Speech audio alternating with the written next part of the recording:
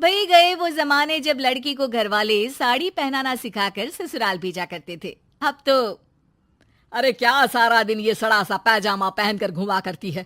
अरे कभी चुन्नी वाला सूट भी पहना कर। चुन्नी वाला सूट उसमें कौन सा बड़ा काम है। ये लो। राधा अंदर जाती है, पजामे के ऊपर ही कुर्ता और दुपट्टा डाल आती है।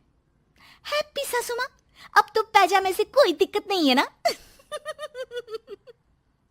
सास राधा को देखती है। हाँ कोई दिक्कत तो नहीं, लेकिन बहू तो बहू की तरह ही अच्छी लगती है ना। अरे बिंदी लिपस्टिक लगाया कर। अगले दिन राधा पजामे के ऊपर ऊंची सी साड़ी पहनकर तैयार होकर आती है। ससु माँ, चाय ले लीजिए। अरे राधा, ये क्या झोकर बनी हुई है। अरे साड़ी के नीचे से पजामा दिख रहा है।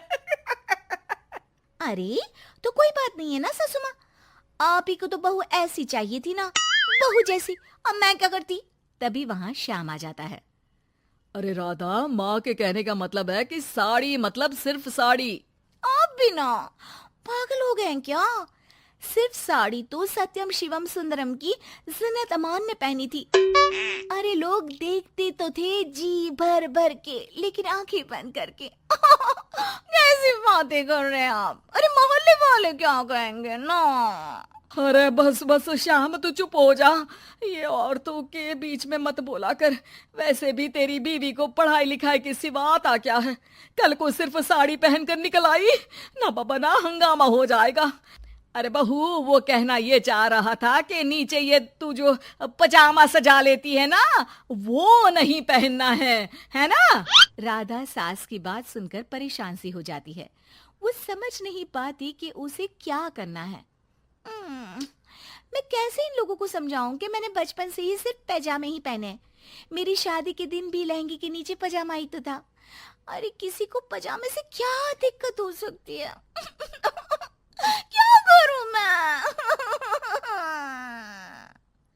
राधा रोने लगती है, जिसे उसका पति देख लेता है। अरे अरे मेरी प्यारी राधा, रो क्यों रही हो। अच्छा चलो, शाम को तुम्हें घुमाने लेकर चलता हूँ, और इतना ही नहीं, मैं तुम्हें शॉपिंग भी करवाऊंगा। राधा ये सुनकर खुश हो जाती है। ओह, आइसक्रीम के साथ शॉपिंग, वाह। मैं भी लिस्ट बना लेती हूँ कि क्या क्या लेना है मुझे। बस फिर क्या था, राधा बैठ जाती है लिस्ट बनाने। माँ देख, तेरी सारी समस्या का मैंने समाधान कर दिया। अरे ऐसा क्या कर दिया, पजामे वाली को छोड़ दिया क्या तूने। अरे कैसी बात कर रही हो माँ, पजामे वाली नहीं, राधा नाम है उसका। तभी डोरबेल बजती है और पड़ोस की चाची घर आती है। उनके हाथ में एक पजामा होता है। अरे मैंने सोचा कि ये कपड़ा सड़क पर गिरा था, किसी ने सुखाने डाला होगा। अब ना ये पेटीकोट जैसा था, ना ही पतलून जैसा। तभी मैं समझ गई ये राधा बहू का पजामा होगा। तो पहनती है ना ये। अरे चाहे पार्टी वेयर हो या फिर घर का कपड़ा, तुम्हारे बेटे की शादी के एल्बम देख रही थी, बहू ने तो लहंगे के नीचे भी पजामा पहना था। ठीक है चाची, दे दिया ना पजामा। अब पजामा पुराण मत सुनाओ, चली जाओ। चाचा जी के खांसने की आवाज आ रही है, जाकर पानी दे आओ उन्हें। अरे हाँ हाँ, जोरू का गुलाम जा रही हूँ मैं। चाची के जाने के बाद, अरे अड़ोस पड़ोस वालों को बोलकर क्या फायदा होगा बेटा। अब तो घर मशहूर हो जाना ही है पजामे वाली बहू के नाम से। तभी वहां ससुर आ जाते हैं। अरे वो पीछे वाले घर के शर्मा जी ने तो घर के पोस्टल एड्रेस में यही लिखना शुरू कर दिया है, पजामे वाली बहू के घर के पीछे गली नंबर 7। अरे बस बस, आ गए तुम। दुकान आज जल्दी बंद कर दी। अरे क्या करूं, ये टाइट पैंट पहनकर बैठा नहीं जाता दुकान में। ज्यादा देर हुई तो थोड़ी देर पीठ सीधी करने घर चला आया। वैसे आज माँ बेटा साथ में क्या बातें कर रहे हैं। हाँ अरे हाँ, बातों से याद आया। बोल रहा है कि पजामे वाली प्रॉब्लम का सलूशन ढूंढ लाया है। जरा बता दो बेटा, क्या समाधान निकाला है। वो मैं ना माँ आज राधा को शॉपिंग के लिए ले जा रहा हूँ। अरे बेटा क्या बात है, कितनी अच्छी बात है। हाँ माँ, इतना ही नहीं, वो तो पूरी लिस्ट तैयार कर रही है कि वो क्या क्या खरीदेगी। जब इतना खरीदेगी तो कुछ अलग तो पहनेगी ही ना। उधर राधा बाजार जाने के लिए पजामा टी शर्ट पहनकर तैयार हो जाती है। चलिए जी, मुझे काफी सामान लेना है। पति श्याम उसे बाजार ले जाता है, जहां राधा एक नहीं दो नहीं बल्कि 12 पजामे खरीदती है, वो भी अलग अलग रंगों के। और वो सारे पजामे लेकर घर आ जाती है। अरे आ गई बहू रानी, क्या लेकर आई हो? पिताजी ये देखिए, आपके लिए ये पजामा लेकर आई हूँ, प्योर खादी का है। पैंट लुक में इसे आप दुकान में भी पहनकर जा सकते हैं। और खुद कह लिए ये 12 पजामे, हर रंग हर प्रिंट के।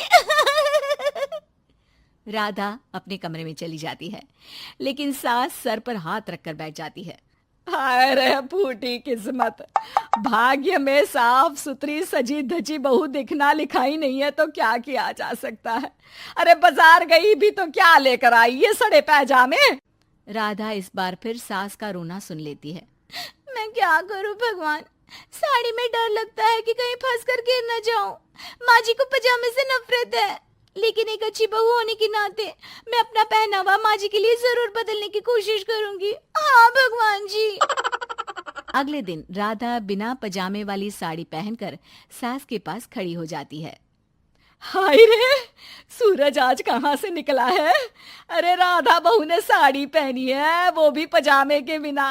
अरे वाह वाह बहू, तू तो राजकुमारी लग रही है। अरे लेकिन एक जगह खड़ी क्यों है? वो माँ जी इसलिए कि मैं गिर सकती हूँ। अरे हाँ जी, हमने तो 4 तल्ले के मकान को एक कर रखा था, ऊपर नीचे सारा घर संभाला था, वो भी साड़ी में। अरे कैसे गिरेगी तू, मैं भी तो देखती हूँ। जा छत से कपड़े लेकर आ। ना माँ जी, मुझसे नहीं होगा, मैं गिर जाऊंगी साड़ी में फंसकर। लेकिन सास नहीं मानती और राधा को साड़ी पहनकर छत पर जाना पड़ता है। लेकिन जैसे ही वो सारे सूखे कपड़े लेकर उतर रही होती है तो सीढ़ियों से गिर जाती है। फिर क्या? ओह, इनको काफी गहरी चोट आई है, लगता नहीं कि... नहीं डॉक्टर साहब, ऐसा मत बोलिए। अरे सारी गलती मेरी है डॉक्टर साहब, मेरी बहू को बचा लीजिए। अरे हाँ, वो बच जाएंगी, लेकिन चोट भरने में देर लगेगी। धीरे धीरे राधा ठीक हो जाती है और एक दिन जब पहली बार वो ठीक होकर कमरे से बाहर निकलती है तो देखती है कि सास ससुर पति सब पैजामे पहनकर खड़े होते हैं। देखा बहू, कैसा लग रहा है ये पैजामा? वैसे बहू सही में ये बड़ा कंफर्टेबल है। हाँ, अरे अब तो इसे पहनकर मैं इतने आराम से दुकान में बैठता हूँ कि कितने ही ग्राहक क्यों ना आ जाए, फटाफट काम होता है। मुझे माफ कर दीजिए माँ जी, मैं साड़ी पहनने की पूरी कोशिश करूंगी। अरे नहीं बहू, मुझे माफ कर दे, तूने घर के लिए मेरे लिए बहुत त्याग किया। बेटा इंसान पहनावे से नहीं बल्कि अपने कुशल व्यवहार से सबका प्यार पाता है। हमें तो अब बस पजामे वाली ही बहू चाहिए।